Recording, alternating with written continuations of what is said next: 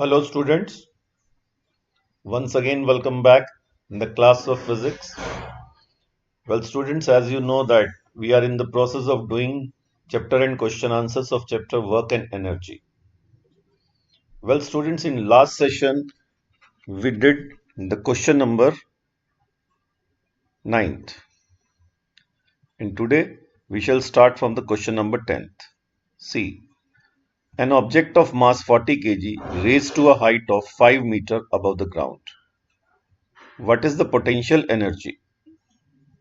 I think we have already done this question but फिर भी हम डिस्कस कर रहे हैं इसे।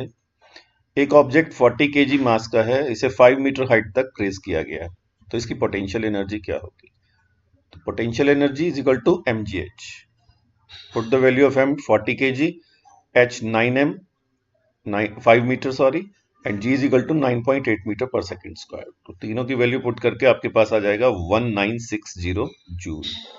ओके, और if the object is allowed to fall, find its kinetic energy when it is halfway down. So when the object will be halfway down, its height will from the ground will be 2.5 meter. Again, you can calculate the potential energy on the halfway down by the formula mgh. M40, G 9.8 and H 2.5. That will be 980 joule. Okay. But you know that according to law of conservation of mass, total energy is conserved. So at the highest point it was 1960 joule. So on the halfway down, again it should have total energy 1960 joule. So on the halfway down it has kinetic energy 980 joule. तो जो बाकी है 1960 में से 980 minus कर दीजिए तो 980 joule इसकी काइनेटिक एनर्जी आ जाएगी। ओके, ये इसका तरीका आसान है। इसका एक तरीका और है कि हाफ वे डाउन में इक्वेशन ऑफ मोशन लगाकर इसकी वेलोसिटी निकाली जाए, वो मुश्किल पड़ेगा। आप इस तरीके को फॉलो करिए जो मैंने बताया। हाफ वे डाउन पे mgh का फॉर्मूला लगाकर और h की वैल्यू 2.5 लेकर हाफ वे डाउन पे पोटेंशियल एनर्जी निकाल लीजिए, और टोटल एनर्जी जो आई थी उसमें से पोटेंशियल एनर्जी माइनस कर दीजिए, काइनेटिक एनर्जी आ जाएगी। Okay, now we see the next question 11th. What is the work done by the force of gravity on a satellite moving around the earth? Justify your answer. See, work done by the force of gravity on a satellite moving around the earth will be zero. And how we will justify this? See, satellite is moving around the earth horizontally while the gravity is working in downward direction. So here the displacement and force both are perpendicular to each other, so the work done will be zero. Correct? तो आप यहाँ लिख सकते हैं here the displacement and the force both are perpendicular to each other, and you know that when force and displacement caused by force both are perpendicular to each other, the work done is zero. Correct? Now see the next. Can there be displacement of an object in the absence of any force acting on an object? Think. Discuss this answer with your friend and teacher. आप इसे दिमाग लगाइए एक बार कि क्या displacement possible है बिना force के। सोचिए और फिर बताइएगा। मैं नेक्स्ट सेशन में, हालांकि नेक्स्ट सेशन में हम नेक्स्ट चैप्टर स्टार्ट करेंगे, लेकिन मैं डिस्कस करूंगा ये क्वेश्चन। आप सोचिए एक बार कि क्या ऐसा पॉसिबल है। Okay, now see the next question. See question number 13। See, a person holds a bundle of hay fever over his head for 30 minutes and get tired. Has he done some work or not? Justify your answer. See, that person carries a bundle of hay over his head for 30 minutes and get tired. But here, the displacement is not there. So the work done will be zero. ठीक है, हालांकि जो force है, जो उसका wait है bundle of हे का, वो डाउनवर्ड डायरेक्शन में काम कर रहा है, वेट है इसमें, but since the displacement is zero, so the work done will be zero. Okay, तो आंसर होगा he has not done any work. The reason, because the displacement is not there. Fine. Now see the next question. An electric heater is rated 1500 watt. How much energy does it use in 10 hours? Energy is equal to power into time. Here power and time both are given, लेकिन power वाट में है और time are में। अब P की value 1500 वाट है, आप इसे 1000 से डिवाइड कर दीजिए तो 1.5 किलोवाट आ जाएगा। Okay, and then energy is equal to power into time, तो 1.5 इंटू 10, तो 15 किलोवाट आवर या 15 यूनिट एनर्जी यूज होगी। Okay, now see the next question. Illustrate the law of conservation of energy by discussing the energy changes which occur when we draw a pendulum bob to one side and allow it to oscillate. Why does the bob eventually comes to rest? What happens to its energy eventually? Is it a violation of law of conservation of energy? See, pendulum, एक simple vibrating pendulum बनाने के लिए एक metal Bob, एक metal की ball ले ले और उसे एक तागे से एक फिक्स एंड से बांध दे, जैसे आयरन नेल से। करेक्ट। और आप इसे एक तरफ ले जाकर छोड़ दे, जैसे पार्क में स्विंग होता है, झूला होता है, या घर पे झूला लगाया जाता है, तो उस तरह से it will start vibrating. Correct. तो जब आप इसे वाइब्रेट करेंगे तो जहां से आपने इसे छोड़ा था वो इसकी एक्सट्रीम पोजीशन कहलाएगी, और वहां पर इसमें सिर्फ पोटेंशियल एनर्जी होगी। करेक्ट। आप इसे छोड़ेंगे, इसकी पोटेंशियल एनर्जी डिक्रीज होती जाएगी और काइनेटिक इंक्रीज होती जाएगी। तो जहां पर ये रुकता है वो इसकी मीन पोजीशन होगी, और जब ये वहां से निकलेगा then it will have only kinetic energy. फिर ये दूसरी तरफ जाएगा और काइनेटिक डिक्रीज होती जाएगी और एक्सट्रीम पॉइंट पर पहुंचकर सिर्फ पोटेंशियल रह जाएगी। तो इस तरह से ये एनर्जी ट्रांसफॉर्मेशन चलता रहेगा। तो एक्सट्रीम पे potential, on the way potential decrease होती जाएगी, kinetic increase, and when it will pass through it's mean position it will have only kinetic energy. तो फिर ये अदर साइड पे जाएगा, काइनेटिक डिक्रीज होती जाएगी, potential increase, and when it will reach at the extreme point it will have only potential energy. तो this will go keep on. लेकिन आप दिमाग में ये जाता है कि ये ऐसा चल रहा है और एनर्जी ट्रांसफॉर्मेशन हो रहा है, law of conservation of energy के हिसाब से एनर्जी तो डिस्ट्रॉय नहीं होती है, तो ऐसा चलता रहना चाहिए। लेकिन थोड़ी देर में वो जो वाइब्रेटिंग पेंडुलम है वो रुक जाएगा, ऑसिलेट कर रहा है जो, क्योंकि वो जहां से बंधा हुआ है वहां पर फ्रिक्शन की वजह से जो एनर्जी है वो फ्रिक्शन में चली जाएगी, वहां यूज हो जाएगी, और इसकी जो बॉब की जो मैकेनिकल एनर्जी है वो कम हो जाएगी, और वहां पर फ्रिक्शन की वजह से या हीट की वजह से ये एनर्जी वहां डिसिपेटेड हो जाएगी और थोड़ी देर में पेंडुलम रुक जाएगा। लेकिन ये law of conservation of energy को वायलेट नहीं करता, क्योंकि वो एनर्जी जो मैकेनिकल थी वो हीट, साउंड और फ्रिक्शन की फॉर्म में एटमॉस्फेयर में कहीं डिसिपिटेट हो जाएगी, लेकिन टोटल एटमॉस्फेयर में बनी रहेगी। तो ऑसिलेटिंग वाइबल पेंडुलम जो है that does not violate the law of conservation of energy. Okay, now see the next. An object of mass m is moving with a constant velocity v.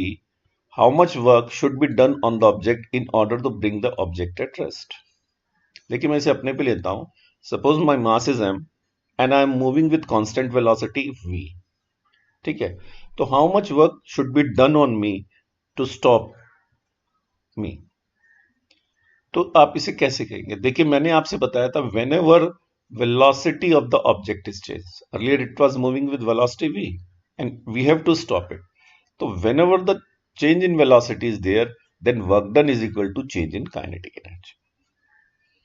Correct. तो work done is equal to change in kinetic energy, और change in kinetic energy कितनी होगी? Final kinetic energy minus initial kinetic energy, और final kinetic energy zero होगी क्योंकि object rest पे आएगा finally.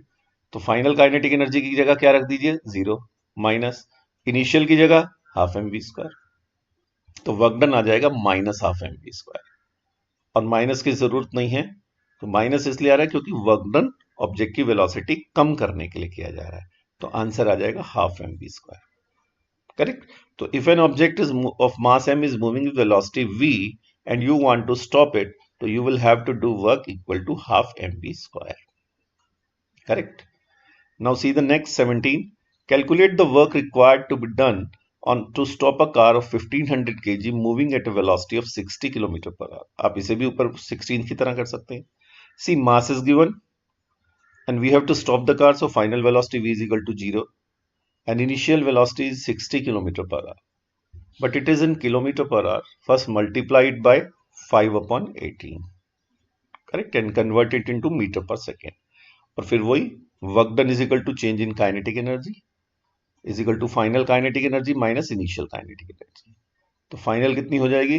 0, क्योंकि ऑब्जेक्ट को स्टॉप करना है, और initial half into M into V square, और वी स्क्वायर वो जो मीटर पर सेकेंड में आएगा। माइनस में आंसर आएगा, लेकिन आप आंसर में माइनस मत लगाइएगा, ये आपका आंसर आ जाएगा। ओके, तो try it by yourself, I have given you idea how to solve it. Fine, next ये देखिए, in each of the following a force F is acting on the object of mass M. ये एक object है, हर case में force act कर रही है, तीनों केस में। The direction of displacement is from west to east.